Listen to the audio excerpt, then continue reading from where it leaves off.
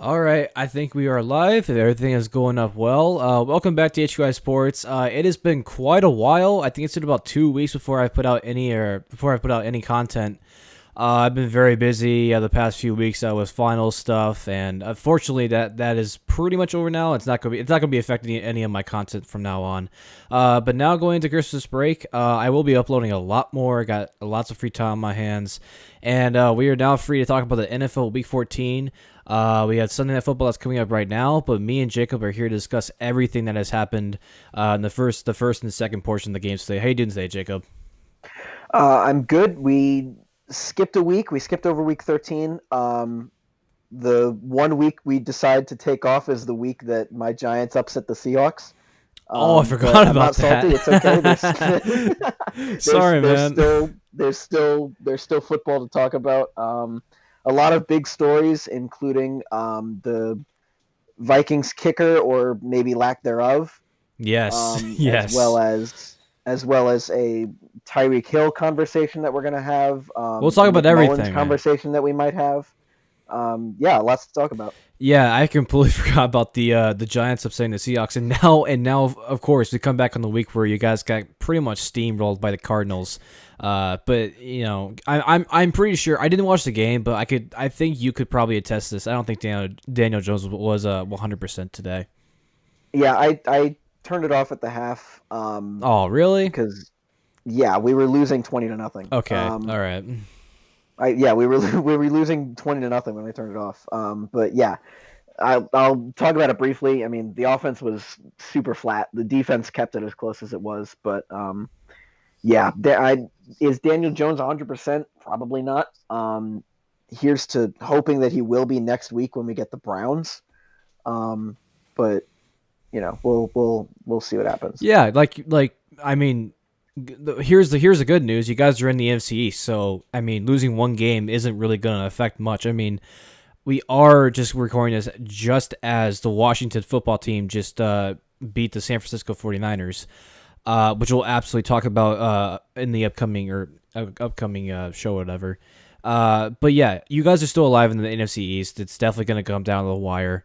But the first game I definitely want to address first off is the Saints and the Eagles. And where do I start? Like, there is so much to unpack from this game. Eagles beat the Saints 24-21 with Jalen Hurts' first start as the Philadelphia Eagles quarterback. And Jacob, I don't know what to tell you. He looked good. He looked like a good quarterback. Yeah, if this doesn't prove to Philadelphia that Jalen Hurts is going to be the guy going forward, I really don't know what else to say. But He completed about I half of his passes, 167 passing yards for one touchdown. I believe he rushed for a bit as well. Yeah, he rushed 18 for 106. So he was doing it on the air, in the air, and on the ground. Miles Sanders rushed for 150 yards and two touchdowns. Everything was clicking with Jalen Hurts under center the whole game. And I mean, I understand that Philly drafted Jalen Hurts to sort of be the Taysom Hill replicate. Ironic that they beat the Saints and Taysom Hill under center, but they drafted Jalen Hurts to be this sort of Swiss Army knife under center, and he turns into maybe the future face of the franchise. I mean, anytime you spend a second round pick on a guy, especially a quarterback, you're gonna have high expectations for him, and they weren't. Philadelphia weren't exactly using Jalen Hurts to his full potential. He was just sort of sprinkled in every now and then, and the trust was given to Carson Wentz. But Jalen Hurts went out there against a pretty good New Orleans defense and showed why he can be the future in Philly. Yeah, I think there's a lot of perspectives that you can take at with this game here. First of all, I'm tired of hearing the take that they didn't draft Jalen Hurts to be like their quarterback going forward. I can see why you say that, but you don't draft a quarterback in the second round just to use him as a gadget player like the Saints used Taysom Hill. Like that's just, well, if they did, that's idiotic. But I can't imagine that they're that stupid. And then going forward, I mean, it's really hard to see Carson Wentz playing another snap for the Eagles as their quarterback, barring injury. Like, I know Jalen Hurts wasn't amazing, and he obviously has stuff to work on, but there's just, I feel like when you watch him, there's just more stuff to work with. Like he brings the team's chemistry up. He brings energy to the team, and then strictly talk about his performance. There's a lot of good stuff there. Like he actually really surprised me about how well he could throw on the run. I was not expecting that. He definitely has a stronger arm than I thought he would, and I think also another key thing was a lot of a topic surrounding Carson Wentz was about the depleted offensive line and Carson Wentz taking the most sacks in the NFL, and a lot of people were talking about how that's not on Carson Wentz, and while I do agree with part of that statement, I think that was a little bit overblown because. Okay, obviously, if a rush comes through your line, it's very hard to be a good quarterback, and it's very hard to make the right reads and make a good throw, obviously. But that doesn't mean that the play's over. There's a thing called stepping up in the pocket and escaping the pocket, and that's something that this year Carson Wentz has done a terrible job of. And Jalen Hurts, throughout this entire game, obviously was had to deal with that same offensive line that Carson Wentz was dealing with, and time again he stepped in the pocket or he escaped the pocket and made tons of plays with his legs. I think he ran for over 100 yards today.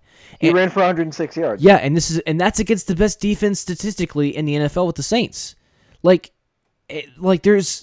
There, with this performance, what I'm getting at is there's less and less excuses for Carson Wentz because this is an Eagles team that people have been scrutinizing the entire season on. They have been like the media, everyone has been at odds with the Eagles team this year, and they just went and beat a Saints team, which many people are the favorites in the NFC. With a rookie quarterback with his first start. Now I will say it's obviously been proven that when you're going against a rookie quarterback with limited tape, it's very hard to game plan against him, and I do understand that, but this victory cannot be understated. That's where I'm getting at, Jacob. Yeah, I mean the Saints did their job, all things considered. I mean, obviously they didn't have Drew Brees, so their offense couldn't be as dynamic as it probably could have been. But that being said, Taysom Hill still threw for 2 touchdowns, and Alvin Kamara still ran for 1. It's not like this offense was completely flat. Like they were doing their job. It's just a matter of, it's hard to do your homework on a guy that's only played 10, 20 snaps in the NFL. Exactly. And that's kind of like that's kind of where I'm trying to play devil's advocate here. But I feel like, because obviously people are going to say, well, it's really hard to game plan against a quarterback you haven't seen. And well, that's obviously true. Jalen Hurts looked like a much more confident, more sure of himself quarterback tonight, and that can't be overstated. That can't be overstated. To dethrone Carson for sure. So yeah, that's basically what I'm trying to get at here. In terms of the game plan, though, they almost blew this game. Like they were up by I think it was 17-0 at one point, or it was definitely a 14-0 at one point. They were up 17-0. They were up 17-0 at one point. Okay, it wasn't being stupid. And Doug Peterson calls some of the most idiotic play calls I've ever seen. Like, finally this game, he at least used Miles Sanders to the ability that he should be used to. But there's one play that keeps sticking in my mind. There was like a 4th and 2, or maybe it was a 4th and 1, and it was like midway through the third quarter, and Doug Peterson has Jalen Hurts I think it was either Jalen Hurts or Miles Sanders, I can't remember which, but it's basically just a mano-a-mano Eagles offensive line versus the Saints defensive line, just crash into each other and just try to muscle your way up for the 1 or 2 yards.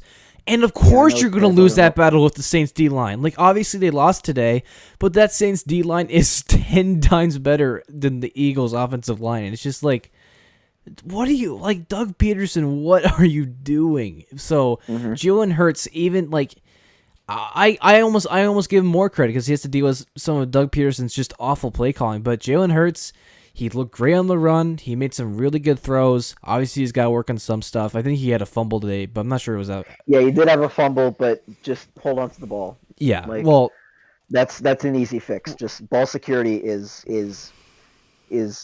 easy to work on, especially for a young quarterback. yes. But yeah, I mean, the unfortunate part of all of this is that Carson Wentz is locked up until he's 32.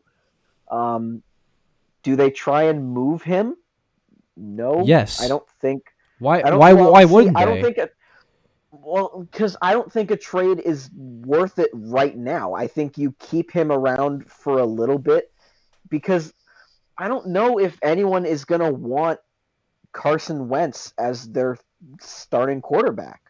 Like, Okay. Well. Okay. We're Sorry, I'm just trying to fix this thing in the stream. Here, finish your take.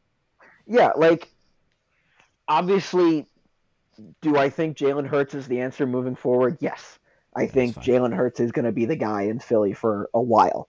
But the flip side of this is Carson Wentz is being paid like $20 million for the next 3 years, and he's going to be a free agent. Obviously, he's not going to get re-signed because by that time, I think Jalen Hurts will be the guy. But he's going to be a free agent in 2023, 2024. So, and he's going to be eating so much money. So,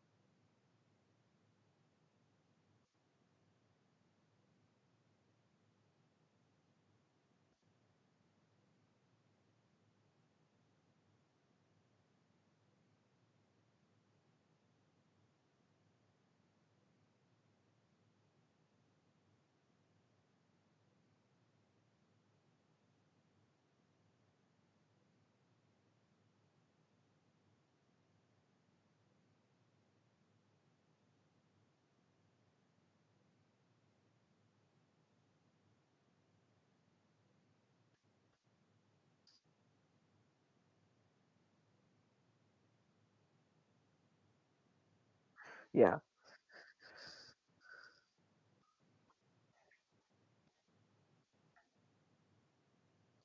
yeah.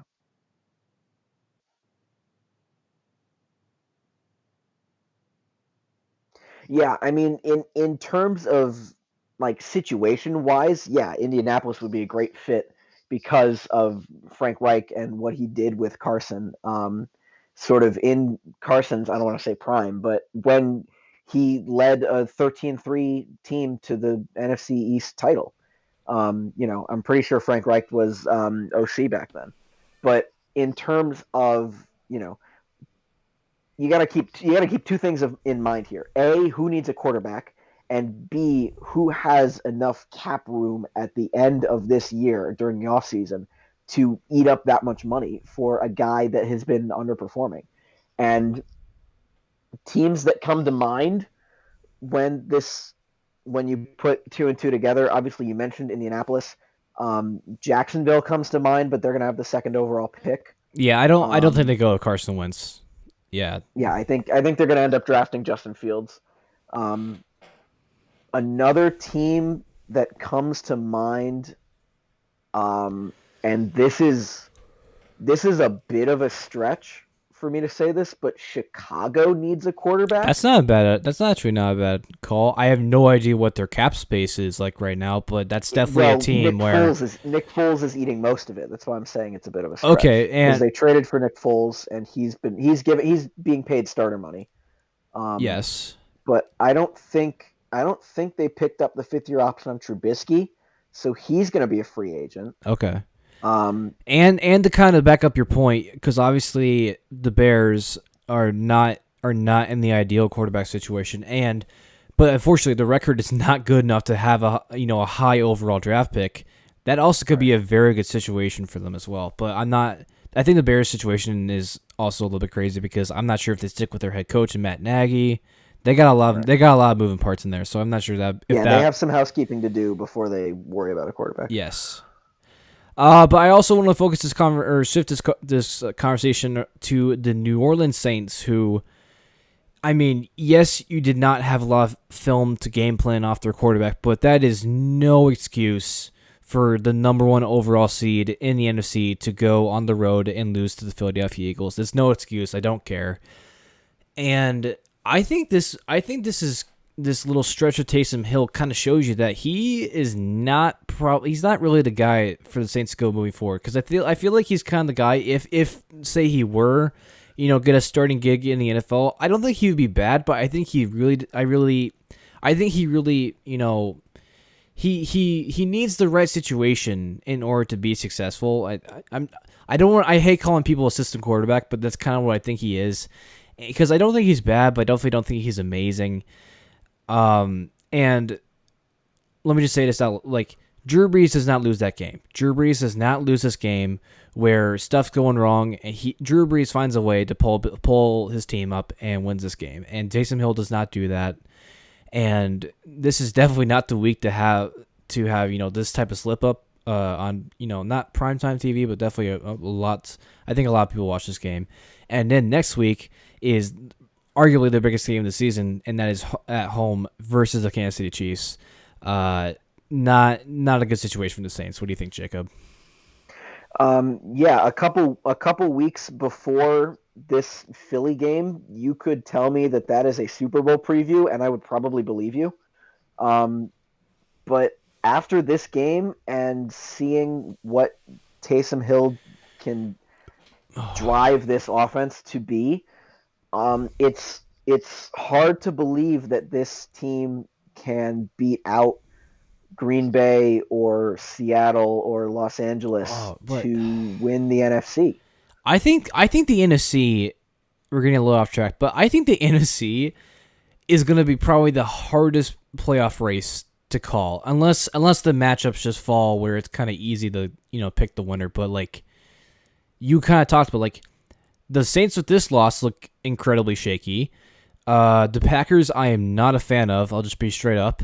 And Seahawks, incredibly inconsistent defense. And Russell Wilson, obviously he's great, but has not looked his best at times. The Rams are another one that has looked very good at times. But they have Jared Goff at quarterback, so they're even though they the Rams are a team that look good on paper, but probably shouldn't be winning their division, even though they are. Yeah. They're a game ahead of Seattle, I believe. But those are the top four teams, right? I'm not forgetting anybody, am I? Yeah. If you want to include Tampa into the conversation, sure. Yeah, but they didn't even really beat Minnesota that well today. Like, Minnesota had all those problems with Dan Bailey. Like, I don't like right. the NFC is so the whole NFL has been really inconsistent this year, but the NFC in particular, like, I honestly am like, I feel like this Saints game, you're gonna like look back at it during the playoffs, how did the Saints just lose the Eagles? But like, I don't know, like, because the Saints, I'm not sure when Drew Brees is coming back, but I imagine it's gonna be very soon. So this problem is not gonna be, I don't know. But this is you can't lose this game if you're the Saints. You can't lose this game. Like, this is it's a momentum game for sure, especially if you're going to go into Kansas City next week. This is a game you have to win, and they just didn't. Yeah, exactly. So I'm not sure. Well, we'll see how they respond. Obviously, Kansas City in Saints is going to be the primetime game, or even what's not. I like the NFL. This is a completely off track, but the NFL flexed. I think it was the Cleveland and the Giants game into primetime for next week. Yet they didn't move Chiefs versus Saints, and this is even before the Saints lost to the Eagles. So, if I'm not mistaken on it, that's just absolutely ridiculous to me. So I'm not sure why the Chiefs and Saints would not be in prime time. Sunday night, and you guys are 4:25, I believe. I mean, 4:25 is fine, but like, who wouldn't want to see Chiefs Saints on Sunday Night Football? Like who wouldn't want that? Who like I don't know. It doesn't make any sense to me. Right. But now we're gonna move on to our minute of mania. For anyone who is not familiar, this is with me and Jacob. Talk about the kind of the rest of the games that happened in this week in just 1 minute because we believe lots of these games are kind of broken down too heavily or talked about too much. And really, I believe these games can be broken down in 1 minute. So that is what me and Jacob do. I have my timer, or I'm going to pull it up right now. Jacob, are you ready? I'm good. Let's do it. All right. So let me just pull up my stopwatch. All right. If you're ready, then I'm ready. So 3, 2, 1. Well, all right, let's get started. And the first game I want to talk about is Green Bay and Detroit. Green Bay wins this, kind of a close game. Green Bay wins this 31-24. Aaron Rodgers looks pretty good again, but Detroit, it feels like Detroit always kind of gives Green Bay problems, if I'm not mistaken. What's your take on this, Jacob? Yeah, Detroit sort of spinning their wheels a little bit. Their first game without Matt Patricia. And the Packers doing Packers things. Aaron Rodgers throws for 3 touchdowns and 290 yards. Aaron Jones does his thing on the ground, doesn't score, even though he probably should have at points. And yeah, Detroit sort of spinning their wheels a little bit. They sit 5-8, and they don't really have a direction to them. What do you think? Yeah, I think a little bit of a story that's kind of developing is Aaron Jones. Yeah, he's pretty good, but he hasn't really been consistent this year. Only has 70 yards on the ground today, and I'm the thing where I'm cautious about the Packers is their lack of physical or just lack of. I'm trying to think of the right word, but their lack of physicality. When they're playing the physical opponents, I would say. The next game I want to talk about is let's go to the Falcons and Chargers. Jacob knows what happened in this game more than I do, and I'm pretty sure it's madness. So what do you have, Jacob? Chargers tie up the game with 1:10 left in the third quarter. They tie it 17-17. And then both teams trade a punt, and then Ryan throws an interception, Herbert throws an interception back, and then in response, Matt Ryan throws an interception, and then the Chargers drive down the field and kick the game-winning field goal with time expiring. If that doesn't that's probably the most Falcons Chargers, I don't know what does. that's probably the most Chargers game that ever happened in Chargers history. I mean, but it almost isn't because the Chargers actually found a way to win a close game. No disrespect to Chargers fan, but some disrespect. Like absolutely madness game. It's hard for them to close the door. Yes, very hard to close the door. And I think the biggest thing to take away from this game, obviously these teams aren't going to matter within 2 to 3 weeks, but for both teams, there's gonna be some major sweeps in organization if they want to see any bright future. Going on to the next game, I want to talk about Washington and San Francisco, and this is yet another example. And I know this probably as much as anyone. Alex Smith, obviously he's got his limitations. The guy wins games. He just wins games. He's not a great quarterback. I admit it. He has lots of limitations, especially now that he's older and obviously had all these leg problems.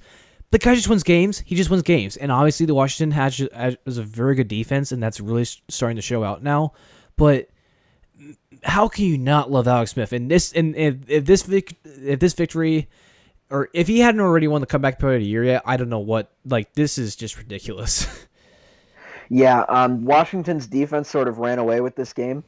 Obviously, Chase Young had a fumble recovery for a touchdown, and there was a pick six by Cameron Curl as time expired in the third. It's a little early for me to say this, but I think the football team are a team name and a quarterback away from being a very scary team in the NFC. I mean, I don't even know if they're a quarterback away, to be honest. Like, I get it. Like, Alex Smith isn't a flashy quarterback, but there isn't, like, the way to earn respect in this league is to win games, and that's what Alex Smith does. So I'm not sure there's much to discuss here. Another game I want to talk about is the Colts and the Raiders. Colts absolutely filled the scoreboard in this one, and they win this game 44-21. to 27. And just when we thought the Raiders were actually a serious team to in the playoff race, they should have lost to the Jets last week, and now they go again and lose to the Colts. What's your take from this game, Jacob? The Raiders have been the biggest question mark this entire season. Them and I think Atlanta, you could argue. But they go and they beat Kansas City. I don't remember when Week five. This season. Yeah, 5. And then they look like a playoff contender. And then the last couple weeks, they barely escape East Rutherford, and they lose to you guys, and they get doubled up by the Colts. Not a good. And they had that horrible showing against the Atlanta Falcons. I think that was 2 or 3 weeks ago. Mm-hmm. It's hard to keep. Yeah, like it's not a good look exiting week 14 to be one of the shakiest teams in the AFC, and you still might make the playoffs. Who knows how the last 3 weeks are going to end up? Yeah. It's just a bad look. I mean, the Colts are doing Colts things. They are making a run at winning their division. I don't think they do. I think Tennessee takes it, but I think Indianapolis might be an underappreciated team come playoff time. I think they are a little bit, but I definitely think they are limited because of who they have the quarterback. But yeah, in terms of Raiders, horrible showing these, pretty much this past month, to be honest. Going into another game I want to talk about is the Tampa Bay Buccaneers and the Minnesota Vikings. Dan Bailey is definitely going to be kind of the story that's taken away from this game for his woeful kicking performance. But other news for this game, Tom Brady does Tom Brady things. He looks kind of bad for the majority of the game, but he has some really good plays and he kind of just pulls one out. Ronald Jones looked good, and this is kind of another game where it's just like Tampa Bay wins it, but it's nothing really flashy, and it kind of keeps raising the question: or how dangerous will the Tampa Bay Buccaneers be when it comes to playoff time? Yeah, I mean, outside of some flashy plays by Tom Brady, this was just another day in the office for Tampa Bay. Dan Bailey, on the other hand, 0 for 3 from field goal, 0 for 1 for extra point. Cost Minnesota 10 points. This game should have been 26-24. Keyword should have. It should have. It really should have been way closer, which I think is more of a discredit to Tampa Bay, because the only reason that casual NFL fans will say, "Oh, Tampa Bay ran away with this game. Oh, the Buccaneers are legit. They doubled up Minnesota."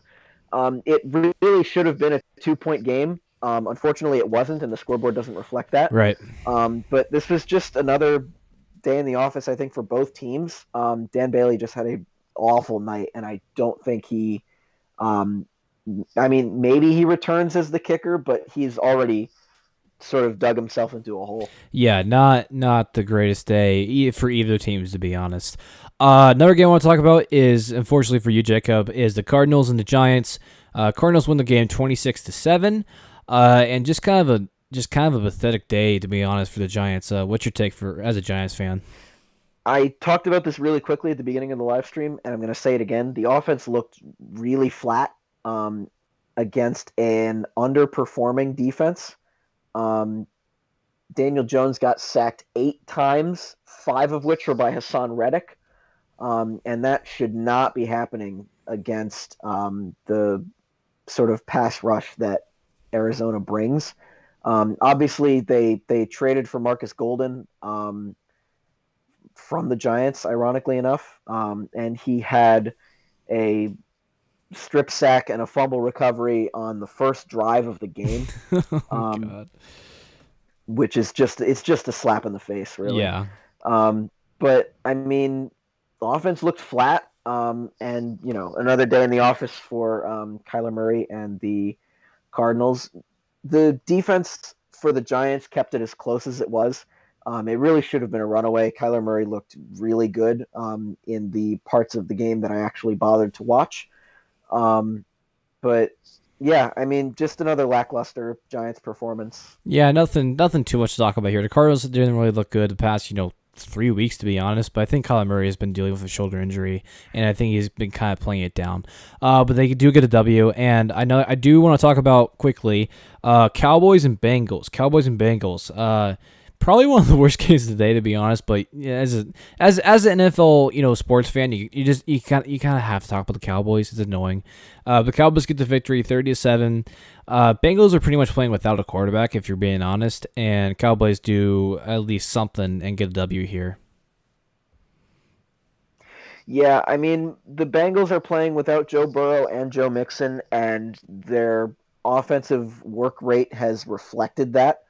Um, it's easy to hang 30 on a Bengals defense that is lackluster in firepower. So I mean, it looks good on paper for the Dolphins, for the Dallas Cowboys. And then you remember that they played Cincinnati, and probably should have won this game, Right. and they did. Yep. Yeah. It's nothing really to talk about. It's just it's nothing to write home about for sure. no. I think the last game I want to talk about for the Mini of Mania is the Titans and Jaguars, and Titans get the win over. I think the Jaguars fall to like 1-11 now, or maybe it's 1-12. 1-12 now, yeah. But Titans get the win. Derrick Henry has another monster day. I think he ran for 200 yards, which is just crazy. And this again makes this game basically makes the AFC South race even closer now, with the Titans and Colts being the top two teams in that division. Final question for the Minute Mania to you, Jacob. Who's going to win the AFC South this year? I think it's Tennessee. I think Tennessee has a real shot to take this division. Obviously, tiebreaker won't matter because they split with the Colts, but the Titans have the Lions, the Packers, and the Texans remaining. I think they win 2 of those games. Okay. I don't really see them beating Green Bay. I think if they make it close, it's just another reason for us to have faith in the Titans. And as for the Colts, they get the Texans and then the Steelers and then the Jaguars. I think again they win. Did you say the Jaguars? Do you really just Jaguars. Do you really just say that? Yeah, I mean, Man. I think they also win 2 of those games. Do they beat Houston? Maybe. I'm not sure. It's hard to tell, especially with Houston no longer playing for anything as they got eliminated this week. Right.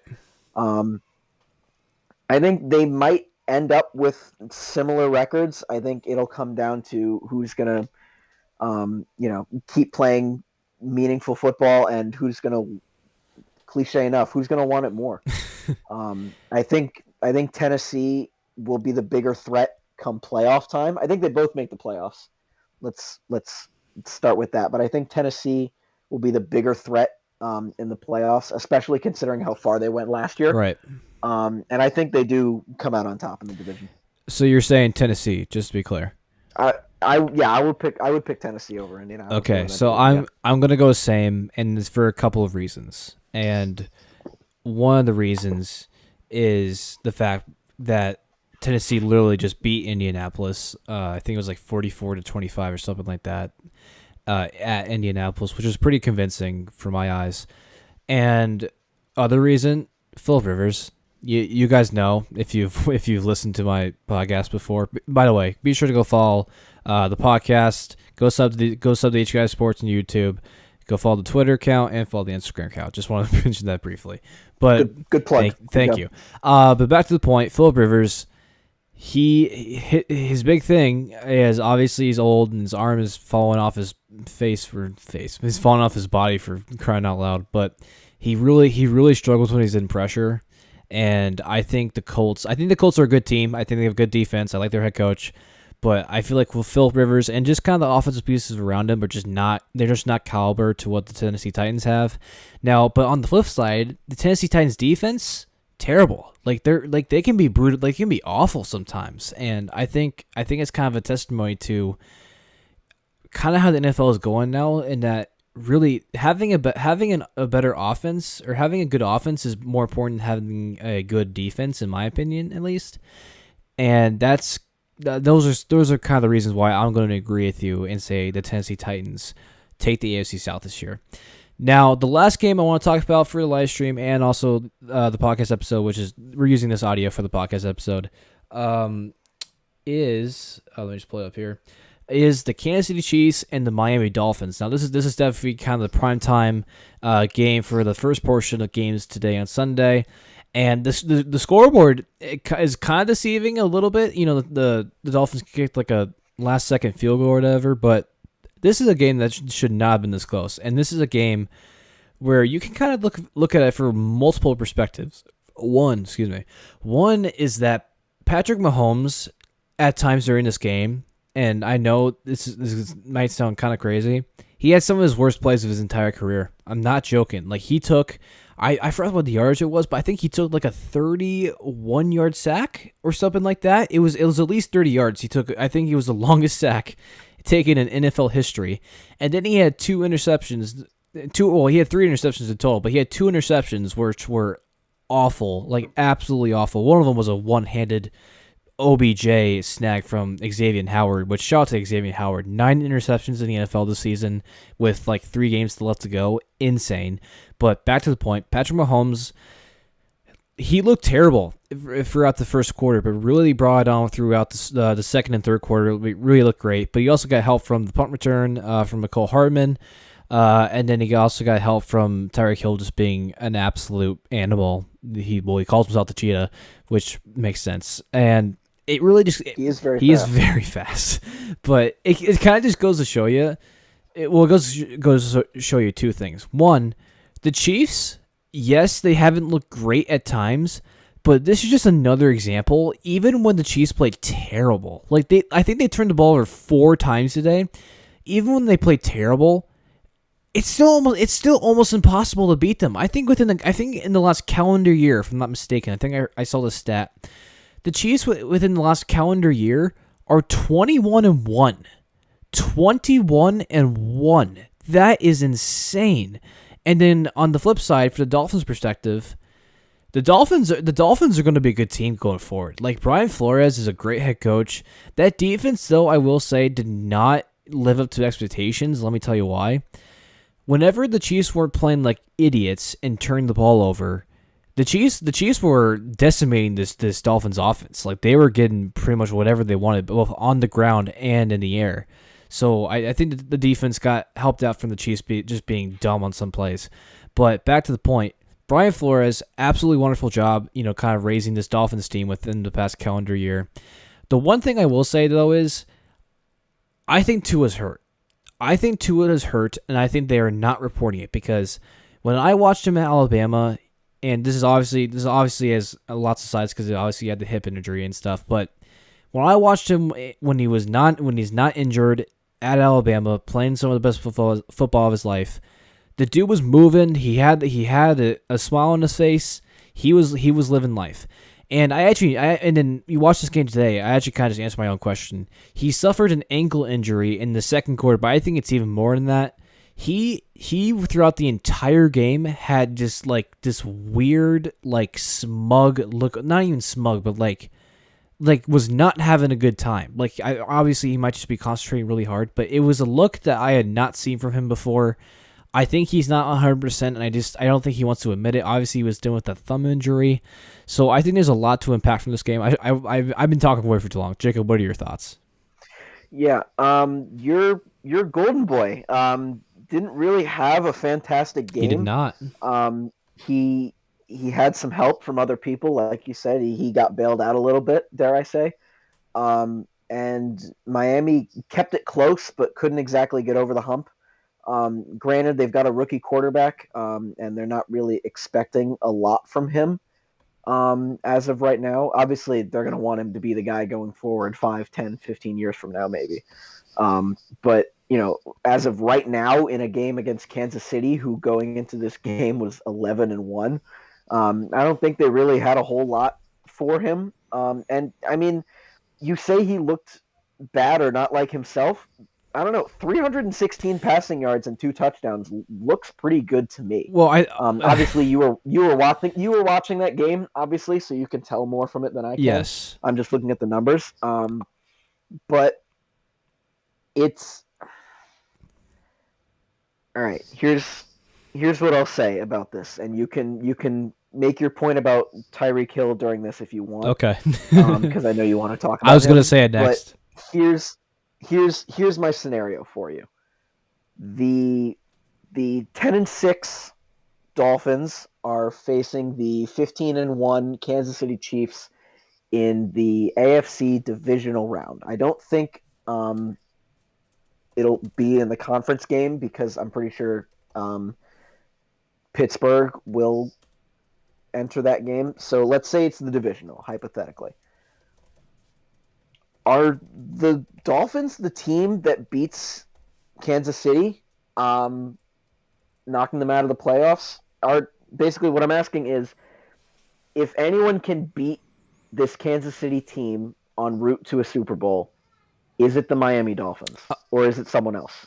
So you're saying if the Chiefs meet the Dolphins in the playoffs, do the Dolphins win? If I'm saying, yeah, I'm saying if anyone else can beat this Kansas City Chiefs team, is it Miami? No, I don't think the Dolphins beat them because the Dolphin. Well, I think the Dolphins' defense is capable, but that Dolphins' offense. That's kind of another takeaway from this game. The Dolphins' offense sucks. Like they really obviously they've had injuries. I think they lost their top three running backs, so they were starting DeAndre Washington.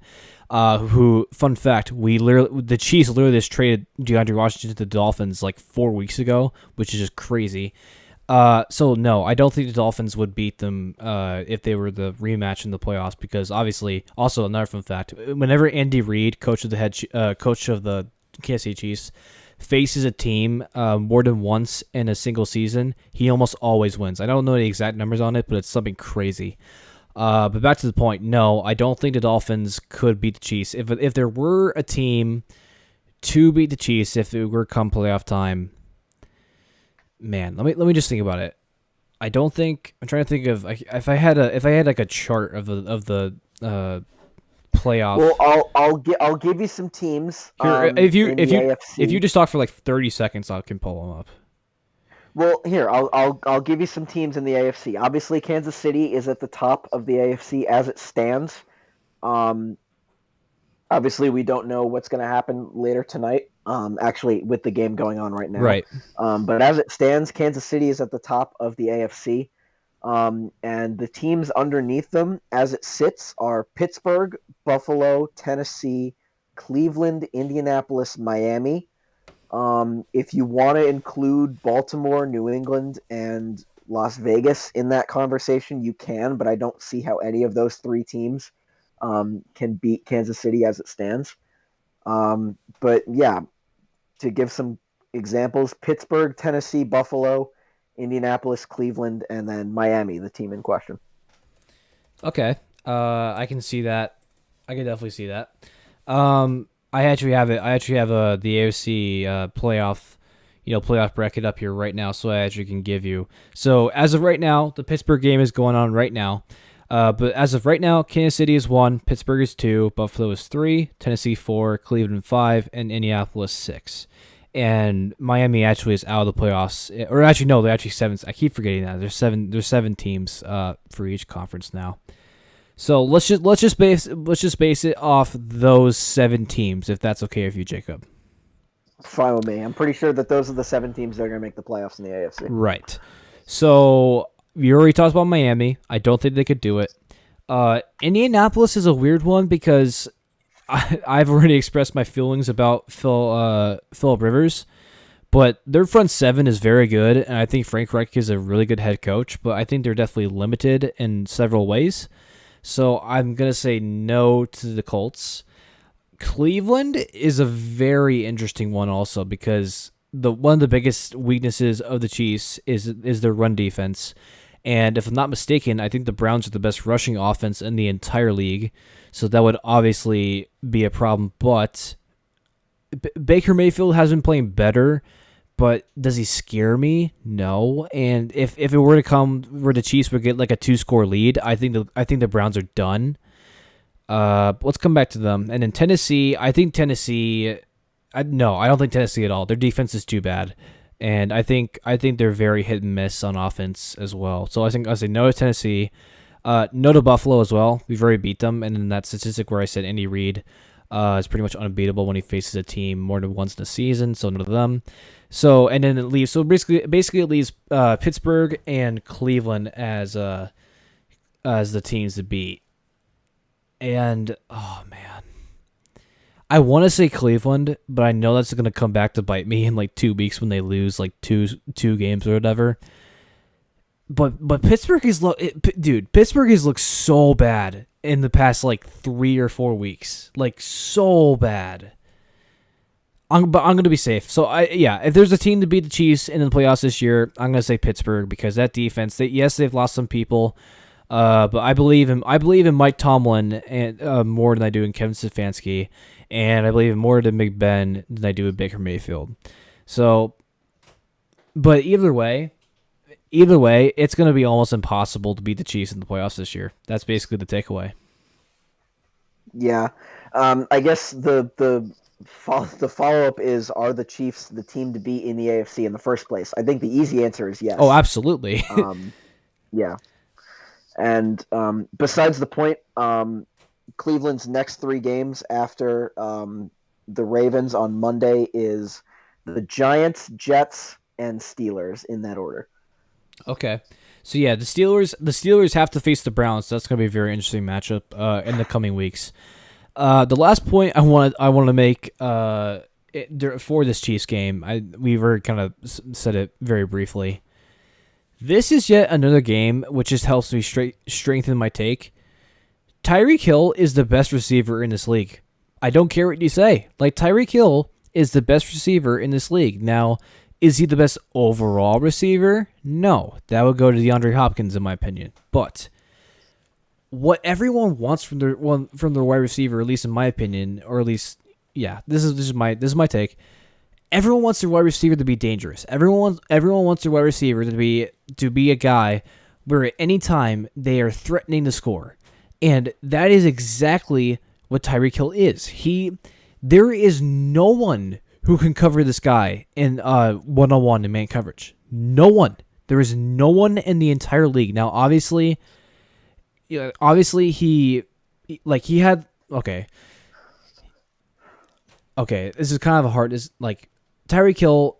He's not like because like DeAndre Hopkins probably has the better hands and he probably has like the better like deep ball threat or not deep ball threat but like over the top threat or something like that. And this is terrible words by me, but Tyreek Hill, because he scored 2 touchdowns today. One where he just flew by everyone in that incredible man coverage by the Dolphins. And then he also scored one where he just ran by everyone and a little flip to him in the backfield. Like, tell me another receiver who can do that. Like, or who can do that consistently. I don't think anyone can. I touched on this point during our episode in week 12, and you mentioned it briefly. The best well-rounded wide receiver in the NFL, yes, DeAndre Hopkins. The best guy in one-on-one man coverage who's going to run right by you, Tyreek Hill. Yep. The physical guy who's going to get in your face and in your head, that's Julio Jones.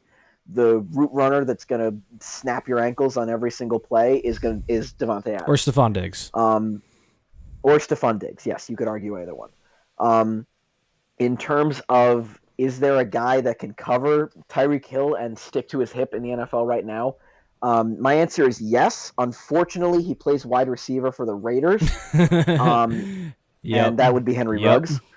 Unfortunately, he's not a cornerback, and they can't put him there. But I'm pretty sure he's the only guy that could even come close. It's not even him and Adam Schefter, obviously, man. But I'm pretty sure Henry Ruggs is the only guy that can truly stick to Tyreek Hill's hip. But outside of that, I mean, he has proven before that he can be a lethal run option as well as a receiving option. Right. And he did that in this game. And I don't see, like, you saying that he's the best receiver in the NFL right now. Sure, why not? I mean, he had a well-rounded game against Miami, and week 12 when we talked about it. When we first had this conversation, he had 269 receiving yards and 3 touchdowns against Tampa Bay. Um, He I mean, there's no reason not to believe that this guy is the best wide receiver in the NFL right now. Yeah, and just kind of go off that, like having both him and Travis Kelce on the same team is just unfair. Like it's so unfair. Like because Tyreek Hill was kind of gotten progressively like better each season. Like his first year, he's like, "Whoa, who is this guy?" And then second season, like, okay, like he's probably like top 20, and then it was like top 10, and then top 5, and then now it's like easily top 3, which is crazy. And then Travis Kelce has been a monster for the last 6 years, 5 or 6 years, and both of them are now, if I'm not mistaken. I'm not sure how much yardage that DK Metcalf got this week, but now they're both top 3 in receiving yards either way. Yeah, Travis Kelce just crushed 1,000 yards receiving for like the 5th year in a row. Which no tight end had ever done 4 in a row, and now he's at 5, which is just ridiculous. And there's like 3 games left, and today he had another touchdown and over 100 yards, so it's just ridiculous. But back to Tyreek Hill, like, oh man, it's so hard because obviously people are just gonna like, oh, you're a Chiefs fan, you bias, whatever. And obviously there are like scarier options. Like Julio Jones is always thrown into this conversation because he's like 6'2", 6'3", and is just an absolute physical just monster and freak. But Tyreek Hill he's just one of those players where it's just he's almost unsolvable. Like, yeah, you can double him, but the dude is just going to break one every single game, and his route running has become so good. Like, it's just crazy. I actually want to just say really quickly, thank you to all the people who are in the chat right now. If you got an opinion on this topic of who is the best receiver in the NFL, leave it. Put it into the live chat. I would love to hear what you guys say. But I don't know. I think Tyreek Hill is the best receiver in the league. If you want to say DeAndre Hopkins or someone else's, I can understand that. But just know, Tyreek Hill. Like for anyone who is still sleeping on him, just stop. It's just ridiculous. This guy he's so good. And now I want to talk about just briefly as the game is going on to my left. Buffalo and Pittsburgh are now playing. I think it's still 0-0, but it's still 0-0, but it's coming into the end of the first quarter, I think. What are your predictions for this game, Jacob? Golly, you're throwing me right in the deep end, aren't you? I mean, I'm kind of doing the same to myself, to be fair. Yeah, it's fair enough.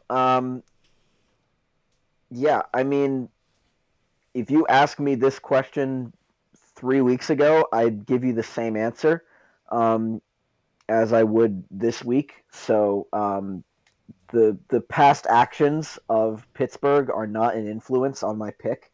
I'm still picking Buffalo over Pittsburgh. Okay. I think their secondary is probably one of the scariest in the league. I think Josh Allen will do enough against a very good Pittsburgh defense. I think he can. Buffalo is a good team that is one of those distribute the wealth teams that I've been talking about. Right. Tennessee is one of those teams. Las Vegas is one of those teams. I almost said Oakland, but Las Vegas is one of those teams. And Buffalo is one of those teams where they're just good at a lot of things offensively, but they're not really elite at one particular thing. They're just good at a lot of things. And I think that, along with the unpredictability of their offense, I think that'll be enough to put them just over the edge. And they're in Buffalo. Not that it matters this year. Right. But it's probably very cold.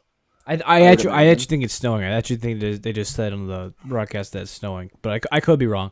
I'm not surprised. It's upstate New York. Exactly. I will say though, Josh Allen, even though I'm a huge fan of him, he can be inconsistent. Actually, I'm looking at his stat line right now. He's 2 for 7 with a pick. Yeah, he's already got a pick. Not the greatest start, but same could be said for Big Ben. A lot of people have been, or a lot of irrational people, in my opinion. A lot of people have been high on Big Ben this year. I have not. I think he's okay, but he's old, man, and he's coming off a elbow surgery, and now it's getting to the colder months. It's not a good recipe. I'll say that. And I think it's actually kind of interesting. I think both of these teams can be wildly inconsistent. Like Pittsburgh, the past few weeks has been incredibly inconsistent, and then Buffalo and both on defense and offense can be inconsistent. The problem for me in picking this game is that both teams can't really run the ball. Like Pittsburgh, the past few weeks has not been able to run the ball effectively, and Buffalo, they got Devin Singletary, they got Zach Moss, but they just don't do it that well, in my opinion. I could be wrong, but it's just not to my liking. And then obviously they got Stephon Diggs and a couple other decent receivers. But like you said, like the momentum was with Buffalo for sure. And and at the end of the day, if it comes close, this is what I do.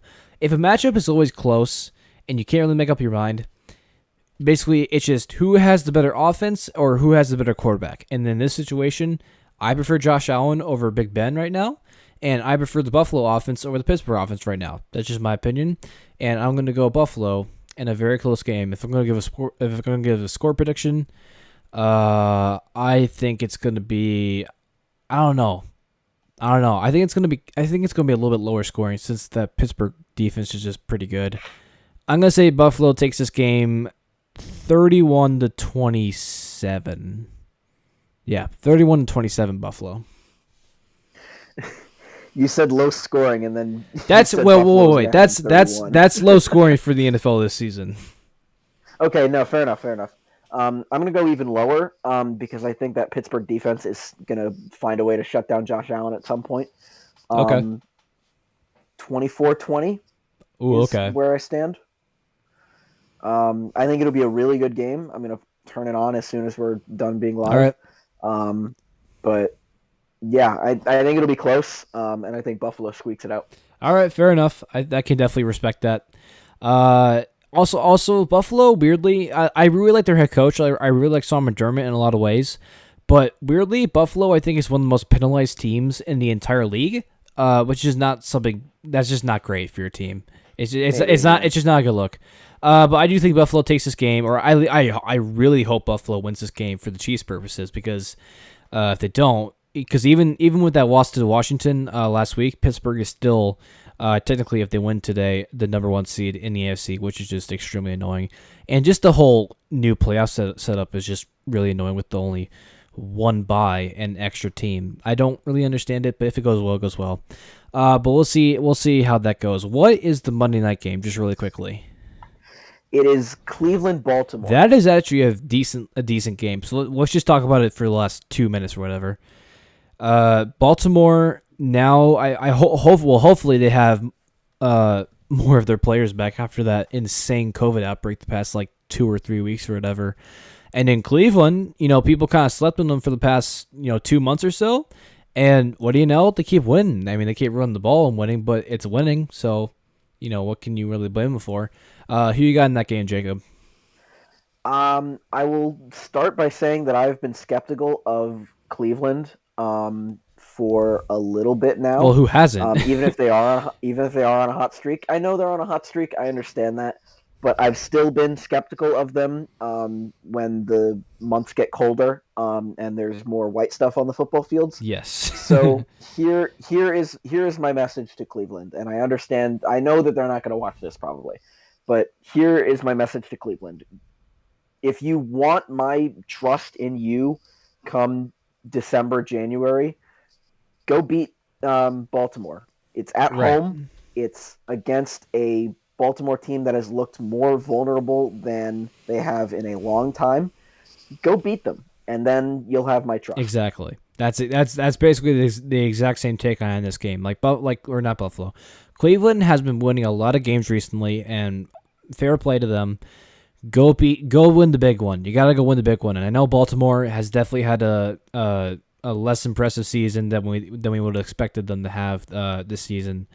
but they're still Baltimore. They still have a decent record. They still got Lamar Jackson. They still got a really good defense.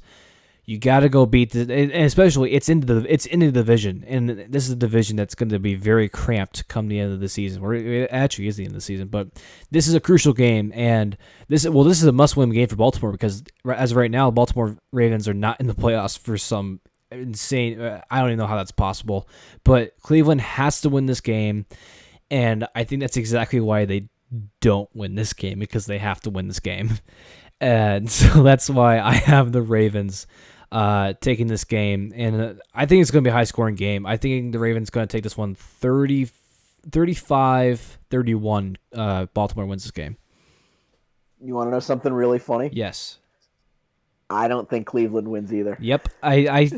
You just because Cleveland obviously they're 9-3, I think, but Cleveland people forget how recent that Cleveland didn't win a game in a single season. Like that was not that long ago, so they have not been in the spotlight for that long at all. And when they have been briefly, haven't really performed. So I can't trust them. Yeah, and even if they do lose this game, I understand it's divisional and it's important. But if they lose this game, don't worry because you'll get my Giants next week, and then the other New Jersey team the week after that, and they haven't even won a game. Right. So yep. You'll get this opportunity tomorrow against Baltimore. And if you win, great, you look good, and you've got my trust. If you don't, that's fine. You can take it out on my Giants. I give you permission. Yep. Because you've got the Giants, and then you've got the Jets, and then you've got a massive game, Week 17 against Pittsburgh, and that's the one that's really going to matter. That's the whole 9 yards on that one. As of right now, high scoring, yeah, sure. Neither of these defenses are super lackluster. If you forget that Myles Garrett exists for a little bit.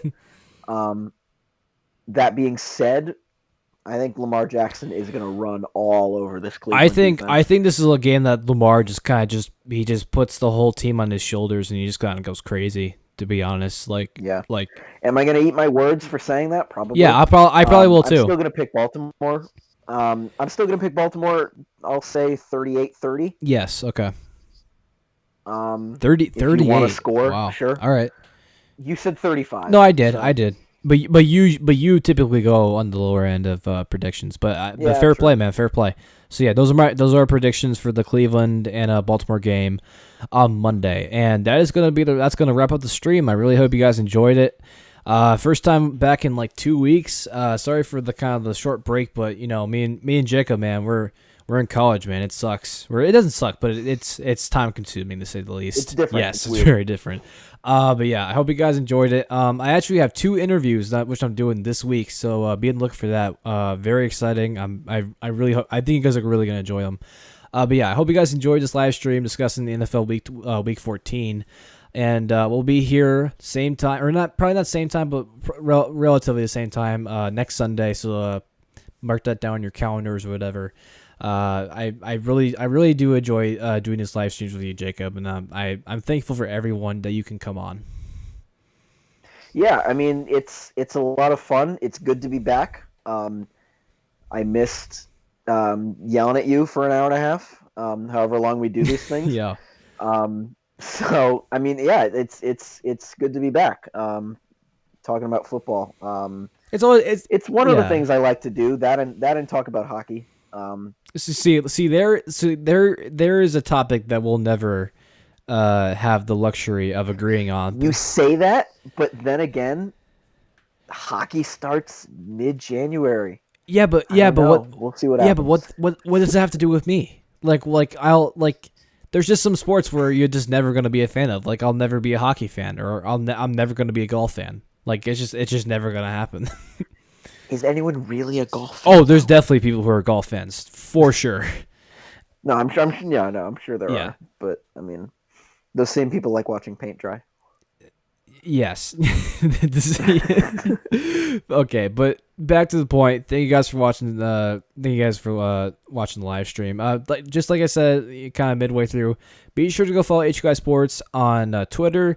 Go follow my Instagram, which is Josh_Hops22. Be sure to subscribe to the YouTube channel, and then also be sure to go check out HQI Sports on Apple Podcasts or any of the other podcast streaming services. I upload to all of them. That is where the bulk of HQI Sports content is, released. That's where we do, or that's where me and Jacob do the majority of content which is podcasts. But yeah, like I said, thank you guys for watching. You guys for watching the live stream, and we'll see you guys next Sunday. Thank you so much.